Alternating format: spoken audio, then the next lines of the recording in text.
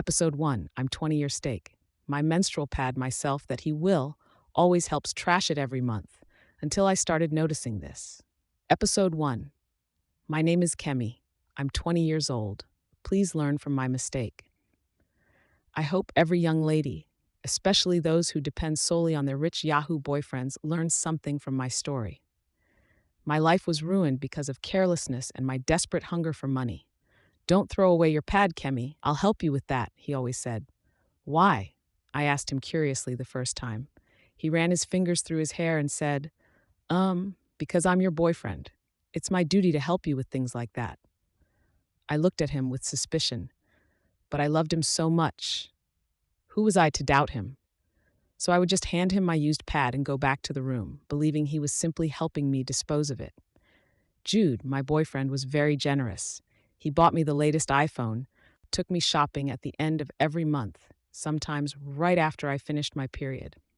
Yes, Jude is a Yahoo boy, but I loved how hardworking he seemed. I always prayed he'd land a big client so he could keep taking care of me. Everything seemed to be going smoothly. Jude always handled my menstrual pads and made me feel special. He even kept track of my ovulation cycle and knew exactly when my period would start. Whenever I was close to seeing my period, Jude would call me over to his place. I'd spend about a week with him, and during that time he would pamper me with so much love and attention. I thought this was what love looked like, a caring boyfriend who spent money on me and always wanted me around. But then Jude started asking for something unusual, something shocking. He asked that we have sex during my period. I hesitated and told him I wasn't comfortable with that. But he got furious, angry, cold. I didn't want to upset him, so I gave in. I told myself, it's just a few minutes of shocks. I can clean up afterwards. But what started as a few minutes of shocks during my period led to something strange. Something terrifying began to happen after Jude started sleeping with me during my menstruation. Episode 2. I didn't want to upset him, so I gave in. I told myself, it's just a few minutes of sex. I can clean up afterwards. But what started as just a few minutes during my period turned into something strange. Something terrifying.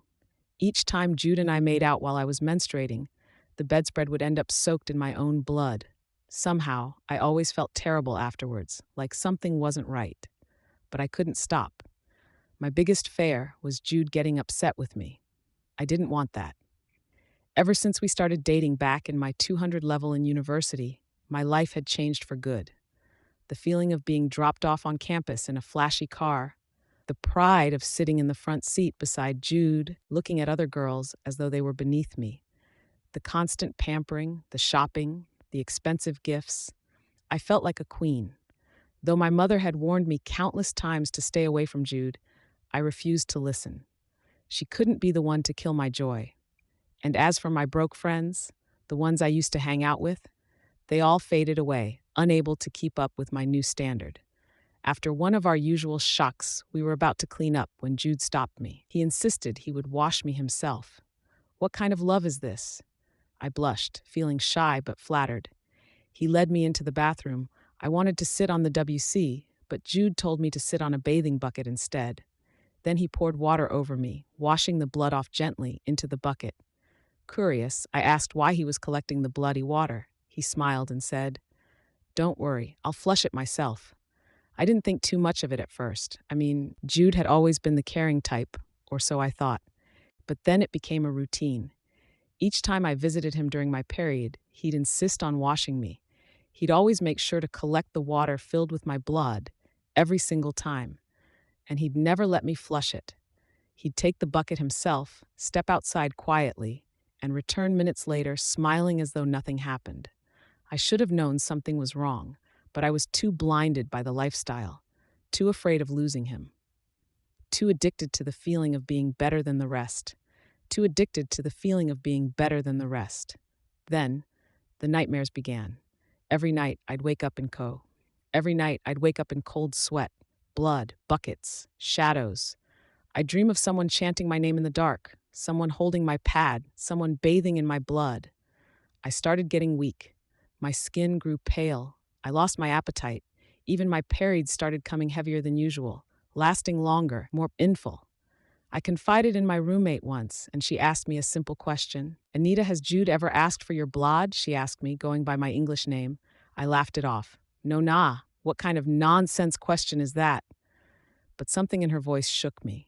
Couldn't sleep that night. My roommate's question kept ringing in my ears. I picked up my phone and started searching. Spiritual significance of menstrual blood. Men who collect women's blood. Signs you're being used for riddles. What I found made my heart freeze. Story after story, blog after blog, girls who dated rich Yahoo boys, pampered with luxury, showered with fake love, only to realize they were being spiritually used. Blood riddles, menstrual sacrifice, womb tampering, destiny exchange. I dropped my phone, shaking. Could this be me? My instincts screamed yes, but my heart kept saying no. Not Jude, not my Jude. Still, I had to be sure. So the next time I visited him, I made a plan. That night, I pretended to be fast asleep after we made love. But I watched him through half-closed eyes. I wanted to catch him in the act, to see what he really did with my bloodied water. I listened closely, breathing slow, my eyes half shut, but nothing happened. No chance, no movement, no strange bottle. Jude didn't even get out of bed, just soft snores and the steady hum of the air conditioner. Maybe I was wrong. Maybe I was overthinking things, but my heart still wasn't at peace. The next morning, as we both got dressed, I couldn't hold it anymore. Jude, can I ask you something? He looked at me, toothbrush in hand. Sure, what's up? Why do you always insist on washing me when I'm on my period? And why do you always collect the water yourself? He paused, stared at me for a second. Then he laughed, softly, like I just asked a silly question. Babe, seriously? Is that what's bothering you? I didn't laugh, I was serious. He dropped the toothbrush and walked over to me. Anita, I love you. I take care of you. I pamper you. Isn't that what every girl wants?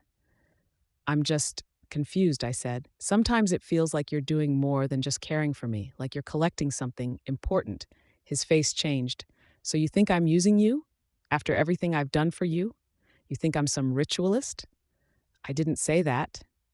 But that's what you meant. He snapped, then turned away. There was a long silence. Then he sighed and spoke more calmly. Anita, I do all these things because I don't want to lose you. You're the best thing that's ever happened to me. I stared at him, unsure what to believe. Later that evening, he surprised me again. He pulled up to my hostel with a crowd gathering around him. Behind him was a brand new car, glossy red.